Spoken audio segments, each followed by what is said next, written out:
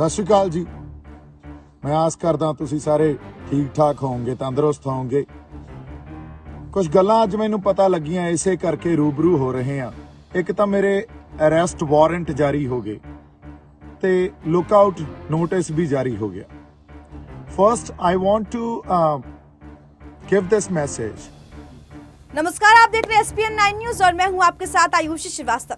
26 जनवरी के दिन दिल्ली में ट्रैक्टर रैली के नाम पर हुई हिंसा में नाम सामने आने के बाद दीप सिद्धू लापता चल रहे हैं। हालांकि लापता होने के बाद दीप सिद्धू ने बृहस्पतिवार देर रात वो दूसरी बार फेसबुक लाइव के जरिए सामने आए और खुद को बेगुनाह बताया। बता दें, दीप सिद्धू ने कहा कि वो जांच में सहयोग देने को तैयार है, लेकिन उन्हें थोड़ा सा समय चाहिए। दीप सिद्धू ने अपने फेसबुक पेज से लाइव वीडियो में कहा कि उन्होंने कुछ गलत नहीं किया, उनके पास कुछ भी छुपाने के लिए नहीं है। सिद्धू ने आगे कहा कि उनके खिलाफ जो लोग लुकआउट नोटिस जारी कर रहे हैं वो उनकी जांच में जरूर शामिल होंगे, लेकिन उन्हें 1-2 दिन का समय चाहिए ताकि वो सच निकाल सके।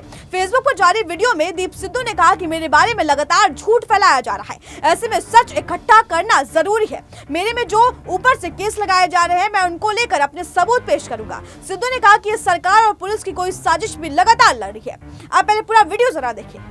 दादा उन्होंने आगे कहा कि जब मैंने कुछ किया ही नहीं तो मुझे डरने की जरूरत क्या है, लेकिन मैं जांच में सहयोग करूंगा। आपको जो इन्वेस्टिगेशन करनी होगी आप कर लेना, लेकिन जो अफवाह फैलाई जा रही है वो सही नहीं है। तुमने FIR कर दी, केस किए, फिर कोई बड़ी बात नहीं है। गौरतलब है कि इससे पहले पंजाबी अभिनेता से सामाजिक कार्यकर्ता बने दीप सिद्धू ने बृहस्पतिवार रात 1:30 बजे फेसबुक लाइव किया और अपने पक्ष रखते हुए कहा कि उन्हें जानबूझकर निशाना बनाया जा रहा है। सिद्धू ने किसान नेताओं को चेतावनी दी कि अगर उन्होंने अंदर की बातें खोलने की शुरू कर दी तो इन नेताओं को भागने की राह नहीं मिलेगी। उन्होंने कहा कि इस बात को सिर्फ डायलॉग ना समझे और उनके पास हर बात की दलील और सबूत है। That I will join investigation. I need some time to bring out the truth, because whatever has been spread, it's a false information and it's misleading the public at large. So therefore, I need couple of days to bring out the truth and then I will join investigation. I am requesting the investigation agency, since I have not done anything wrong, so why should I run away and why should I be scared? I'm not scared. I have done nothing wrong. And that will come out. इदू बाद ਆਪਾਂ ਪੰਜਾਬੀ ਚ ਗੱਲ ਕਰਦੇ ਹਾਂ। ਮੇਰੇ arrest warrant ਜਿਹੜੇ ਜਾਰੀ ਹੋਏ ਆ ਉਹਦੇ ਲਈ ਮੈਨੂੰ ਇਨਵੈਸਟੀਗੇਸ਼ਨ ਜੁਆਇਨ ਕਰਨੀ ਪੈਣੀ ਆ। ਮੇਰਾ ਲੁਕਆਊਟ ਨੋਟਿਸ ਆ ਜਿਹੜਾ ਉਹ ਜਾਰੀ ਕਰ ਦਿੱਤਾ ਗਿਆ, ਤਾਂ ਮੈਂ ਇਨਵੈਸਟੀਗੇਸ਼ਨ ਜੁਆਇਨ ਕਰੂੰਗਾ। ਉਹਦੇ ਚ ਕੋਈ ਪ੍ਰੋਬਲਮ ਨਹੀਂ ਤੇ ਅਸੀਂ ਡਰੀਏ ਵੀ ਕਿਉਂ? ਜੇ ਅਸੀਂ ਕੁਝ ਗਲਤ ਹੀ ਨਹੀਂ ਕੀਤਾ ਤਾਂ ਅਸੀਂ ਡਰੀਏ ਵੀ ਕਿਉਂ? ਸੋ ਇਸ ਕਰਕੇ ਇਨਵੈਸਟੀਗੇਸ਼ਨ ਏਜੰਸੀਜ਼ ਨੂੰ, ਪੁਲਿਸ ਡਿਪਾਰਟਮੈਂਟ ਨੂੰ ਮੈਂ ਇਹ ਗੱਲ ਕਹਿਣਾ ਵੀ ਤੁਸੀਂ ਭਾਲਣ ਵਾਸਤੇ ਘਰੋਂ ਘਰੀ ਜਾਂ ਬੰਦਿਆਂ ਨੂੰ ਬੁਲਾਉਣਾ ਇਹ ਖੇਚਲ ਨਾ ਕਰੋ। ਮੈਂ ਆਪੇ ਹੀ ਤੁਹਾਡੇ ਕੋਲੇ 2 ਦਿਨਾਂ ਚ ਆ ਜਾਊਂਗਾ ਤੇ ਆਪਾਂ ਉਸ ਤੋਂ ਬਾਅਦ ਜੋ ਇਨਵੈਸਟੀਗੇਸ਼ਨ ਸਟਾਰਟ ਕਰਨੀ ਹੋਈ ਕਰ ਲਾਂਗੇ। ਪਰ ਜਿਸ ਤਰ੍ਹਾਂ ਦੀਆਂ ਅਫਵਾਹਾਂ, ਜਿਸ ਤਰ੍ਹਾਂ ਦੀਆਂ ਗੱਲਾਂ ਫੈਲਾਈਆਂ ਜਾ ਰਹੀਆਂ, ਉਹ ਸਭ ਕੁਝ ਕਿਸੇ ਤੱਥ ਦੇ ਆਧਾਰ ਤੇ ਨਹੀਂ ਹੈ ਤੇ ਸੱਚਾਈ ਨੂੰ ਸਾਹਮਣੇ ਤੱਥਾਂ ਦੇ ਆਧਾਰ ਤੇ ਰੱਖਣ ਲਈ ਮੈਨੂੰ 2 ਦਿਨ ਚਾਹੀਦੇ ਆ ਤੇ ਉਹ ਮੈਂ ਸਾਰੇ ਆਪਦਾ ਪ੍ਰੂਫ ਐਵੀਡੈਂਸ ਇਕੱਠਾ ਕਰ ਲੈਣਾ ਤੇ ਮੁੜ ਕੇ ਤੁਹਾਡੇ ਕੋਲੇ ਆਪਾਂ ਬਹਿ ਕੇ ਜੋ ਕਰਨਾ ਹੋਇਆ ਉਸ ਢੰਗ ਨਾਲ ਨਜਿੱਠ ਲਾਂਗੇ। ਸੋ ਜੋ ਕੁਝ ਹੁਣ ਤੁਸੀਂ FIR ਦਰਜ ਕੀਤੀ ਆ, ਕੁਝ ਜਿਹੜੇ ਚਾਰਜਸ ਲਾਏ ਆ ਮੇਰੇ ਤੇ, ਕੋਈ ਨਹੀਂ, ਉਹ ਨਜਿੱਠਾਂਗੇ, ਉਹ ਕੋਈ ਖਾਸ ਗੱਲ ਨਹੀਂ। ਅਗਲੀ ਗੱਲ ਮੈਂ ਇਹ ਕਹਿਣੀ ਸੀ ਵੀ ਉਸ ਦਿਨ ਨੂੰ ਲੈ ਕੇ 25 ਤਰੀਕ ਦੀ ਰਾਤ ਤੋਂ ਲੈ ਕੇ 26 ਤਰੀਕ ਤਾਈਂ ਬੜਾ ਕੁਝ ਕਿਹਾ ਜਾ ਰਿਹਾ, ਬੜੇ ਜਿਹੜੇ ਆਪਾਂ ਕਹੀਏ ਵੀ ਅਫਵਾਹਾਂ ਫਲਾਈਆਂ ਜਾ ਰਹੀਆਂ, ਉਹਨੂੰ ਥੋੜਾ ਜਿਹਾ ਆਪਾਂ ਸਾਰੀਆਂ ਘਟਨਾਵਾਂ ਨੂੰ ਇੱਕ ਤਰਤੀਬ ਜੀ ਦੇ ਦਈਏ। 25 ਤਰੀਕ ਨੂੰ ਰਾਤ ਤੋਂ ਤਰਤੀਬ ਦੇ ਦਈਏ। ਰਾਤ ਨੂੰ ਇੱਕ ਵਾਰੀ ਫੇਰ ਮੈਂ ਇਹ ਗੱਲ ਦੱਸਾਂ, 25 ਤਰੀਕ ਰਾਤ ਨੂੰ ਸਾਡੇ ਨੌਜਵਾਨਾਂ ਨੇ ਸਟੇਜ ਤੋਂ ਕਿਸਾਨ ਜਥੇਬੰਦੀਆਂ ਦੇ ਖਿਲਾਫ ਆਪਦੀ ਆਵਾਜ਼ ਬੁਲੰਦ ਕੀਤੀ ਵੀ ਤੁਸੀਂ ਜਿਹੜਾ ਰੂਟ ਸਾਨੂੰ ਇੰਨੇ ਦਿਨਾਂ ਤੋਂ ਏਡੀਆਂ ਜਿਹੜੀਆਂ ਵੱਡੀਆਂ ਗੱਲਾਂ ਕਹਿ ਰਹੇ ਸੀ, ਜਿਹੋ ਜਿਹੇ ਗਾਣੇ ਤੁਸੀਂ ਸਟੇਜ ਤੋਂ ਚਲਾਏ ਵੀ ਪੇਚਾ ਪੈ ਗਿਆ ਸੈਂਟਰ ਨਾਲ ਤੇ ਆ ਗਏ ਦਿੱਲੀਏ, ਜਿਹੋ ਜਿਹਾ ਇਤਿਹਾਸ ਪੜਿਆ ਵਘੇਲ ਸਿੰਘ ਦੇ ਵਾਰਸ, ਤੇ ਸਾਡੇ ਲੋਕਾਂ ਦੀ ਇੱਕ ਆਸ ਵੱਜ ਗਈ ਵੀ ਅਸੀਂ ਦਿੱਲੀ ਪਰੇਡ ਕਰਨੀ ਹੈ। ਸੋ ਇਸ ਕਰਕੇ ਨੌਜਵਾਨਾਂ ਨੇ ਉੱਥੇ ਉਹਨਾਂ ਦੇ ਵਿਰੁੱਧ ਇੱਕ ਆਵਾਜ਼ ਬੁਲੰਦ ਕੀਤੀ।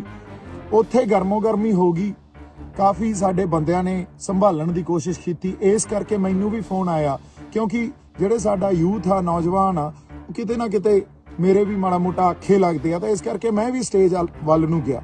ਜਦੋਂ ਸਟੇਜ ਵੱਲ ਨੂੰ ਗਿਆ ਤਾਂ ਉੱਥੇ ਸਾਡੀਆਂ ਜਿਹੜੀਆਂ ਸਿੱਖ ਸ਼ਖਸੀਅਤਾਂ ਤੇ ਸਾਡੇ ਨਿਹੰਗ ਸਿੰਘ ਜਥੇਬੰਦੀਆਂ ਆਲਰੇਡੀ ਮੌਜੂਦ ਸੀ। ਉਹਨਾਂ ਨੇ ਮੈਨੂੰ ਵੀ ਸਟੇਜ ਤੇ ਚੜਾ ਲਿਆ ਤੇ ਅਸੀਂ ਸਾਂਝੇ ਤੌਰ ਤੇ ਸਿਚੁਏਸ਼ਨ ਨੂੰ ਹੈਂਡਲ ਕਰਨ ਦੀ ਕੋਸ਼ਿਸ਼ ਕੀਤੀ ਤੇ ਸਿਚੁਏਸ਼ਨ ਨੂੰ ਹੈਂਡਲ ਵੀ ਕੀਤਾ। ਉੱਥੇ ਇਹੀ ਗੱਲ ਕਹੀ ਗਈ ਵੀ ਸਾਂਝੇ ਫੈਸਲੇ ਲਓ ਤੇ ਸਾਡੇ ਜਿਹੜੇ ਲੋਕ ਆ ਉਹਨਾਂ ਦੀ ਸਮਝ ਦੇ ਆਧਾਰ ਤੇ ਫੈਸਲੇ ਲਓ, ਕਿਉਂਕਿ ਤੁਸੀਂ ਕੁਝ ਹੋਰ ਮਿਥੀ ਬੈਠੇ ਹੋ, ਲੋਕਾਂ ਦੀ ਸਮਝ ਕੁਝ ਹੋਰ ਆ। ਸੋ ਇਹ ਗੱਲ ਕਈ ਵਾਰੀ ਜਿਹੜੀ ਸਿਚੁਏਸ਼ਨ ਪੈਦਾ ਹੋਈ ਉਹ ਜੀ ਸਿਚੁਏਸ਼ਨ ਪੈਦਾ ਕਰ ਦਿੰਦੀ ਆ। ਉਹ ਗੱਲ ਨਜਿੱਠੀ ਨਹੀਂ ਗਈ। ਅਗਲੇ ਦਿਨ ਸਾਡੇ ਸਾਹਮਣੇ ਆ ਗਈ ਸਾਰੀ ਗੱਲ ਵੀ ਲੋਕ ਆਪ ਮੁਹਾਰੇ। ਪਰ ਜਿਸ ਤਰ੍ਹਾਂ ਅੱਜ ਸਾਰੀ ਇਨਫੋਰਮੇਸ਼ਨ ਦੇਖ ਕੇ ਜਾਂ ਗੱਲਾਂ ਸੁਣ ਕੇ ਲੱਗਦਾ ਵੀ ਉਹ ਇੱਕ ਟਰੈਪ ਵੀ ਸੀ, ਦਿੱਲੀ ਪੁਲਿਸ ਦਾ ਹੋਵੇ ਸਰਕਾਰ ਦਾ ਹੋਵੇ, ਉਹ ਇੱਕ ਟਰੈਪ ਵੀ ਲੱਗਦਾ ਸੀ। ਕਿਉਂਕਿ ਮੈਂ ਉਦੋਂ 25 ਤਰੀਕ ਰਾਤ ਨੂੰ 7 ਵਜੇ ਸਵੇਰੇ 7 ਵਜੇ 26 ਹੋ ਗਈ ਸੀ, ਪਹੁੰਚਿਆ ਆਪਦੇ ਟਿਕਾਣੇ ਤੇ। ਮੈਂ ਸੋਚਿਆ 2 ਘੰਟੇ ਸੌਣਾ ਤੇ ਉੱਥੋਂ ਫਿਰ ਤਿਆਰ ਤਿਉਰ ਹੋ ਕੇ ਆਪਾਂ ਮਾਰਚ ਵੱਲ ਨੂੰ ਨਿਕਲ ਜਾਾਂਗੇ। ਹਾਲਾਂਕਿ ਮਾਰਚ 8 ਵਜੇ ਸਵੇਰੇ ਸ਼ੁਰੂ ਹੋ ਰਿਹਾ ਸੀ, ਪਰ ਮੈਂ ਪਹੁੰਚਿਆ ਹੀ 7 ਵਜੇ। ਸਾਰੀ ਰਾਤ ਧਰਨੇ 'ਚ ਉੱਥੇ ਤੇ ਮੁੜ ਕੇ ਕਾਰ ਵੀ ਫਸੀ ਰਹੀ। ਐਨੀਵੇ ਸਵੇਰੇ ਮੈਂ 9 9:30 ਉੱਠਿਆ, ਨਹਾ ਨੂੰ ਕੇ 10:45 ਆਪਦੇ ਟਿਕਾਣੇ ਤੋਂ ਨਿਕਲਿਆ। ਉੱਥੋਂ ਕਾਰ ਤੇ ਨਿਕਲੇ, ਉਦੋਂ ਤੱਕ ਨਿਕਲਦੇ ਇਹ ਖਬਰ ਆ ਚੁੱਕੀ ਸੀ ਵੀ ਲੋਕ ਆਪ ਮੁਹਾਰੇ ਜਿਹੜੇ ਆ ਉਹ ਰਿੰਗ ਰੋਡ ਨੂੰ ਹੋ ਗਏ। ਉਹਨਾਂ ਨੇ ਦਿੱਲੀ ਵੱਲ ਨੂੰ ਚਾਲੇ ਪਾਤੇ ਤੇ ਉਸ ਰੂਟ ਤੇ ਨਹੀਂ ਗਏ ਜਿਹੜਾ ਦਿੱਲੀ ਪੁਲਿਸ ਨੇ ਮਿਥਿਆ ਸੀ ਜਾਂ ਕਿਸਾਨ ਜਥੇਬੰਦੀਆਂ ਨੇ ਇੱਕ ਸਾਂਝਾ ਪ੍ਰੋਗਰਾਮ ਦਿੱਤਾ ਸੀ। ਸੋ ਇਸ ਲਈ ਅਸੀਂ ਵੀ ਉਧਰ ਨੂੰ ਤੁਰ ਪਏ ਤੇ ਪਿੰਡਾਂ ਵਿੱਚ ਦੀ ਹੋ ਪਏ, ਕਿਉਂਕਿ ਮੇਨ ਰੋਡ ਸੀ ਜਿਹੜੀ ਉਹ ਤਾਂ ਬਲੌਕ ਸੀ। ਉੱਥੇ ਤਾਂ ਟਰੈਕਟਰ ਸਾਡੇ ਜਿਹੜੇ ਬੰਦੇ ਬੜੇ ਉੱਥੇ ਉਤਸ਼ਾਹ ਨਾਲ ਇਸ ਰੋਸ ਮਾਰਚ 'ਚ ਆਪਦੀ ਸ਼ਮੂਲੀਅਤ ਕਰ ਰਹੇ ਸੀ। ਉਹ ਆਪ ਹਰ ਪਿੰਡ ਤੋਂ ਜਿਹੜੇ ਸਾਡੇ ਬੰਦੇ ਆਏ ਸੀ।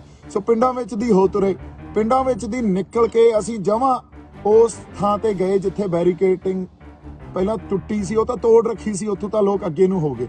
ਅੱਗੇ ਇੱਕ ਥਾਂ ਤੇ ਪੁਲਿਸ ਵਾਲੇ ਟ੍ਰੈਫਿਕ ਰੋਕੀ ਖੜੇ ਸੀ, ਕਾਫੀ ਟਰੈਕਟਰ ਕਾਰਾਂ ਤੇ ਸਾਡੀ ਕਾਰ ਵੀ ਉਹਦੇ 'ਚ ਰੁਕੀ ਰਹੀ। ਪਰ ਐਨੀਵੇਜ਼ ਥੋੜੀ ਦੇਰ ਜਦੋਜਹਿਦ ਤੋਂ ਬਾਅਦ ਕੁਝ ਨਹੀਂ ਹੋਇਆ, ਕਿਉਂਕਿ ਉਹ ਬੈਰੀਕੇਡਿੰਗ ਪਹਿਲਾਂ ਹੀ ਟੁੱਟ ਚੁੱਕੀ ਸੀ ਤੇ ਬੜੀ ਕਮਜ਼ੋਰ ਜੀਆਂ ਬੈਰੀਕੇਡਿੰਗ ਸੀ, ਹਨਾ। ਕੁਝ ਨਹੀਂ ਹੋਇਆ। ਉਹਨਾਂ ਨੇ ਕੀਤਾ ਕਿ ਇੱਕ ਟਰੈਕਟਰ ਤੇ ਕਾਰ ਲੰਘਾਉਣੀ ਸ਼ੁਰੂ ਕਰਤੀ ਤੇ ਅਸੀਂ ਵੀ ਉੱਥੋਂ ਨਿਕਲ ਕੇ ਜਮਾਂ ਲਾਲ ਕਿਲੇ ਦੇ ਕੋਲੇ ਪਹੁੰਚ ਗਏ। ਉਦੋਂ ਰਾਹ 'ਚ ਕੁਝ ਨਹੀਂ ਮਿਲਿਆ, ਲੋਕ ਹੀ ਲੋਕ ਸੀ। ਲਾਲ ਕਿਲੇ ਦੇ ਕੋਲੇ ਜਦੋਂ ਪਹੁੰਚੇ, ਅੱਧੇ ਰਾਹ 'ਚ ਗੱਡੀ ਗਈ। ਜਾਂਦੇ ਗੱਡੀ 'ਚ ਹੀ ਇੱਕ ਜਿਹੜਾ ਬੰਦਾ ਆਪਣਾ ਕੋਈ ਸੰਘਰਸ਼ੀ ਨਿਸ਼ਾਨ ਸਾਹਿਬ ਲਈ ਜਾਂਦਾ ਸੀ, ਉਹਦੇ ਕੋਲੇ ਮੈਂ ਗੱਡੀ ਰੋਕੀ। ਮੈਂ ਉਹਨੂੰ ਕਿਹਾ ਬਾਈ ਜੀ ਮੇਰੇ ਕੋਲੇ ਜਿਹੜਾ ਨਿਸ਼ਾਨ ਸਾਹਿਬ ਆ, ਪਰ ਤੁਹਾਡੇ ਕੋਲੇ ਇਹਦੇ ਨਾਲ ਜਿਹੜਾ ਪੂਰਾ ਝੰਡਾ ਤੇ ਇਹ ਤੁਸੀਂ ਮੈਨੂੰ ਦੇ ਦਿਓ, ਤੁਸੀਂ ਆਹ ਫੜ ਲਓ ਯਾਰ ਇਹਨੂੰ, ਇਹਦੇ 'ਚ ਮੁੜ ਕੇ ਡੰਡਾ ਪਾ ਲਿਓ। ਸੋ ਇਹ ਗੱਲ ਹੋਈ। ਉਹ ਬੰਦੇ ਨੇ ਸਾਡੇ ਜਿਹੜੇ ਉਹਨੇ ਮੈਨੂੰ ਪਛਾਣਿਆ ਵੀ ਤੇ ਕਹਿੰਦਾ ਨਹੀਂ ਬਾਈ ਤੂੰ ਲੈ ਜਾ। ਸੋ ਕੋਈ ਪਲੈਨਿੰਗ ਨਹੀਂ ਸੀ, ਸਿਰਫ ਇਹ ਪਲੈਨਿੰਗ ਸੀ ਵੀ ਚਲੋ ਹੁਣ ਜੇ ਸੰਗਤ ਲਾਲ ਕਿਲੇ ਨੂੰ ਗਈ ਆ ਤਾਂ ਸੰਗਤ ਨੂੰ ਜਾਣਾ, ਜੁਆਇਨ ਕਰਨਾ।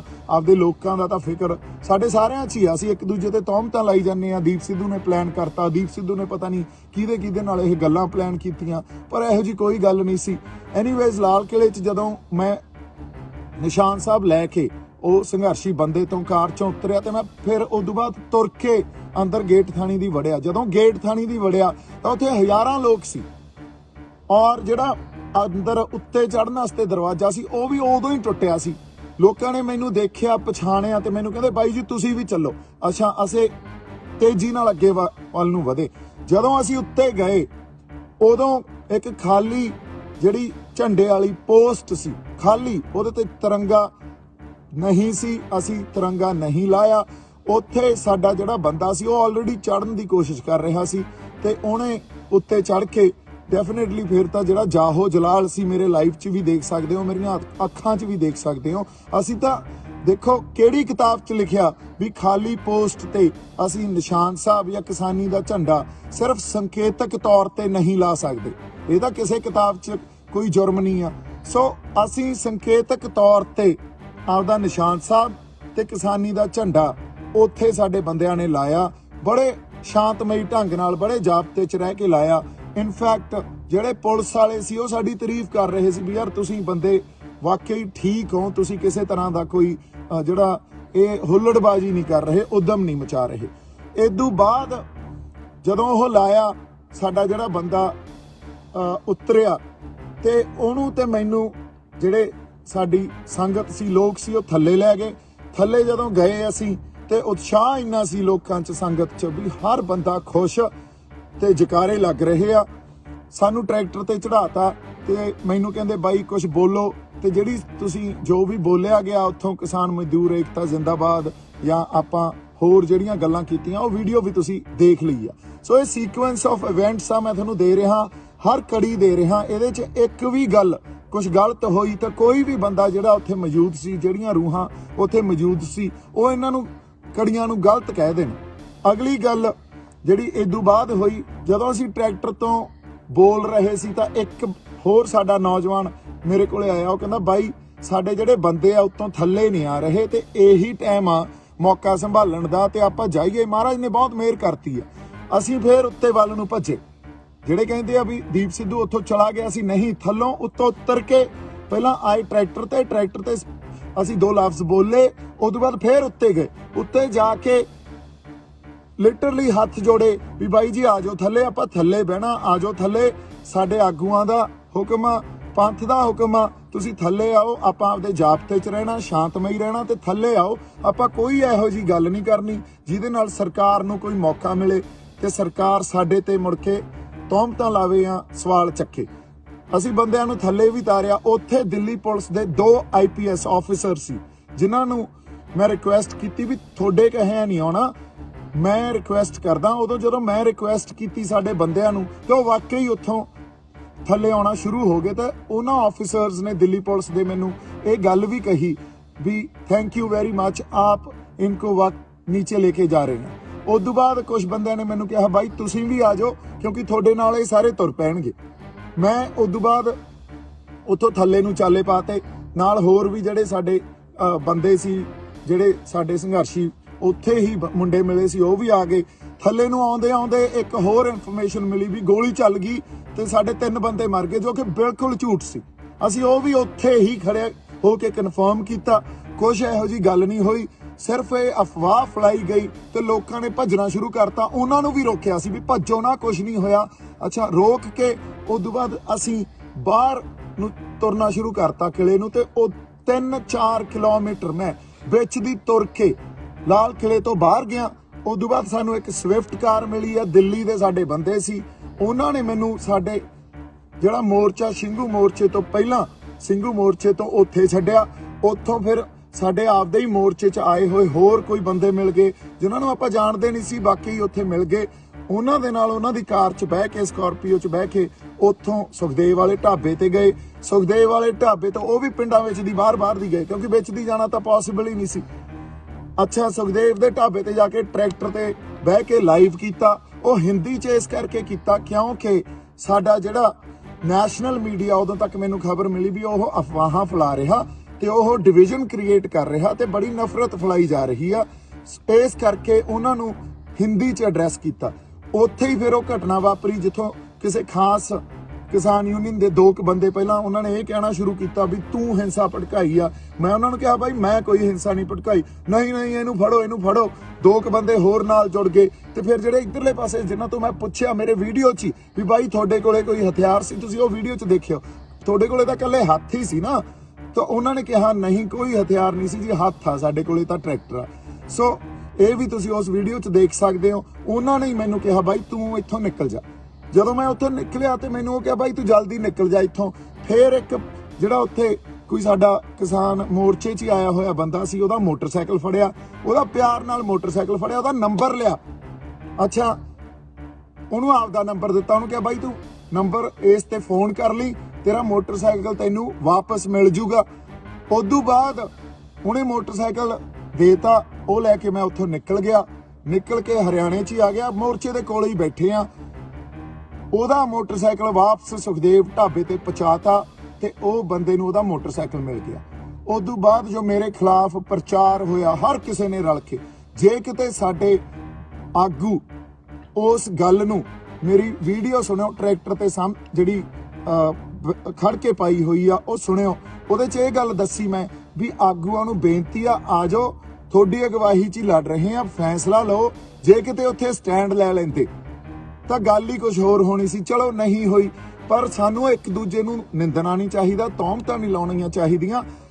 ਕੱਲ ਮੈਂ ਜਿਹੜੀ ਵੀਡੀਓ ਪਾਈ ਆ ਉਹਦੇ 'ਚ ਵਾਕਈ ਕਈ ਵਾਰੀ ਇਹ ਗੱਲ ਹੋ ਜਾਂਦੀ ਆ ਵੀ ਮੈਂ ਜਜ਼ਬਾਤੀ ਬੰਦਾ ਤੇ ਉਹਦੇ ਚ ਕਈਆਂ ਨੂੰ ਇਹ ਲੱਗਿਆ ਵੀ ਮੈਂ ਧਮਕੀ ਦਿੱਤੀ। ਨਹੀਂ, ਮੈਂ ਕੋਈ ਧਮਕੀ ਨਹੀਂ ਦਿੱਤੀ। ਮੇਰੇ ਅੰਦਰ ਜਿਹੜਾ ਦਰਦ ਸੀ ਉਹ ਛਲਕਿਆ, ਉਹ ਕਿਤੇ ਨਾ ਕਿਤੇ ਝਲਕਿਆ ਵੀ। ਸੋ ਇਸ ਕਰਕੇ ਉਹ ਗੱਲਾਂ ਕਹੀਆਂ। ਅੱਜ ਜਿਹੜੀ ਆਪਾਂ ਗੱਲ ਕਰ ਰਹੇ ਹਾਂ, ਇੱਕ ਤਾਂ ਸੰਗਤ ਨੂੰ ਬੇਨਤੀ ਆ ਵੀ ਮੋਰਚਾ ਛੱਡ ਕੇ ਨਾ ਜਾਓ। ਅਸੀਂ ਆਪਦੀ ਹੋਂਦ ਦੀ ਲੜਾਈ ਲੜ ਰਹੇ ਹਾਂ ਤੇ ਆਗੂਆਂ ਨੂੰ ਬੇਨਤੀ ਆ, ਹਜੇ ਵੀ ਟਾਈਮ ਆ। ਆਪਾਂ ਏਕੇ ਦਾ ਸੁਨੇਹਾ ਦਈਏ, ਏਕੇ ਦਾ ਸੱਦਾ ਦਈਏ, ਸਾਰੇ ਰਲ ਮਿਲ ਕੇ ਲੜੀਏ।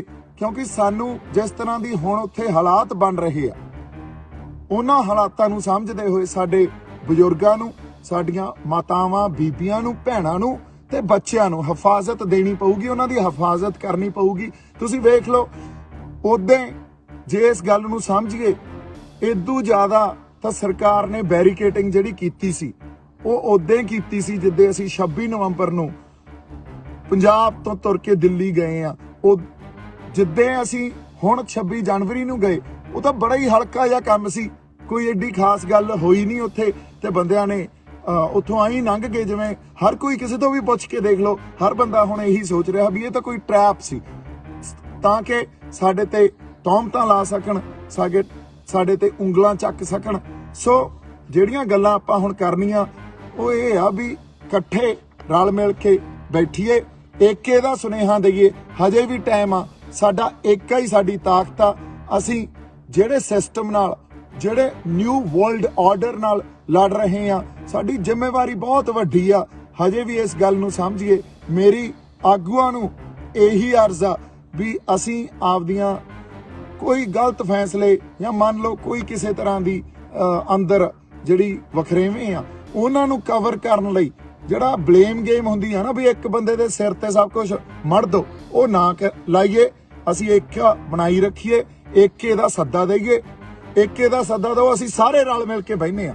ਤੇ ਹੁਣ ਮੋਰਚੇ ਦਾ ਉਹ ਪੜਾ ਵੀ ਜਿੱਥੇ ਜੇ ਅਸੀਂ ਏਕਾ ਨਾ ਬਣਾ ਕੇ ਰੱਖਿਆ ਤੇ ਸੱਦਾ ਨਾ ਦਿੱਤਾ, ਤਾਂ ਫਿਰ ਭਵਿੱਖ 'ਚ ਇੱਕ ਬਹੁਤ ਵੱਡੀ ਗਲਤੀ ਜਿਹੜੀ ਸਾਨੂੰ ਉਹਦਾ ਜਵਾਬ ਦੇਣਾ ਪਊਗਾ। ਸਾਡਾ ਇਤਿਹਾਸ ਵੀ ਤੇ ਸਾਡਾ ਭਵਿੱਖ ਵੀ ਸਾਡੇ ਤੋਂ ਜਵਾਬ ਮੰਗੂਗਾ। ਇੰਨੀਆਂ ਕੁ ਗੱਲਾਂ ਮੈਂ ਅੱਜ ਤੁਹਾਡੇ ਨਾਲ ਕਰਨੀਆਂ ਸੀ। ਮੇਰੇ ਵੱਲੋਂ ਬਹੁਤ ਸਾਰਾ ਪਿਆਰ ਤੇ ਸਤਿਕਾਰ। ਜਿਉਂਦੇ ਵਸਦੇ ਰਹੋ। सत श्री अकाल जी। बता दें, फेसबुक पर लाइव वीडियो में दीप सिद्धू ने कहा था कि मैं गद्दार नहीं हूं और मैंने लोगों को लाल किले तक जाने को नहीं कहा।